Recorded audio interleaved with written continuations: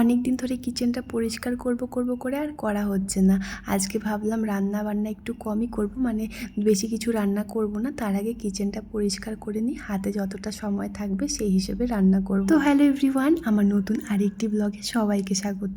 অনেক দিন ধরেই না কিচেনে অনেক কিছু জমে গেছে। আমরা যেহেতু মাঝে মাঝে একটু বাইরে থেকে অনলাইন অর্ডার করে খাই, তো কিচেনে অনেক বক্স জমে গেছিলো, অনেক স্পুন জমে গেছিলো। তো ভাবলাম ওগুলোকে আজকে সরিয়ে দিই, মানে একটা আলাদা জায়গায় রেখে কিচেনটা একটু ফাঁকা করি। রান্নাঘরে কিন্তু যত কম জিনিস রাখা যায় ততই ভালো, না হলে সব কিছু নোংরা হয়ে যায়। আর যেহেতু আমার বেশিরভাগ সময়টাই রান্নাঘরেই কাটে, মানে 2-3 বার মতো খাবার বানাতে হয়, তো রান্নাঘরটা অগোছালো দেখলে আমার ভালো লাগে না। তো যতটা পারি পরিষ্কার করে রাখি। আর জানো তো, আমরা তো মাঝে মাঝে অনলাইন অর্ডার করে খাই, তো খাবারগুলো যে কন্টেইনারে দেয় সেগুলো কিন্তু আমি একটাও ফেলি না। এখানে যে দেখতে পাচ্ছ কাচের কন্টেইনারগুলো, এগুলোর মধ্যে কিন্তু পেস্ট্রি কেক এসেছিলো। আর মাটির বোলগুলোও কিন্তু আমি ফেলিনি, সেগুলোও রেখে দিয়েছি। আর এখানে দেখো আইসক্রিমের ডাব্বাগুলোও আমি রেখে দিই, এগুলোর মধ্যে ডাল ফাল এসব রেখে দিই। এই কন্টেইনারগুলো দেখতেও সুন্দর হয় আর কিন্তু খুবই হার্ড হয়, তো আমার ফেলতে এত মায়া লাগে, তো আমি জমিয়ে রেখে দিই।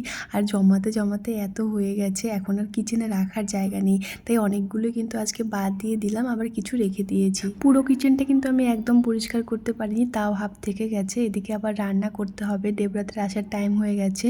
তো এখন দেখো সিঙ্কটা পরিষ্কার করে আমি কিন্তু চলে গিয়েছিলাম চানে। চান করে এসে এখন দেখো আমি পকোড়া ভাজছি। আজকে বেশি কিছু রান্না করিনি, ভাত বানিয়েছি, ডাল বানিয়েছি, পকোড়া বানিয়েছি আর আলু পোস্ত বানিয়েছি। আজকের ব্লগটা তাহলে এখানেই শেষ করছি, আবার তোমাদের সাথে দেখা হবে নেক্সট ব্লগে। টাটা সবাই।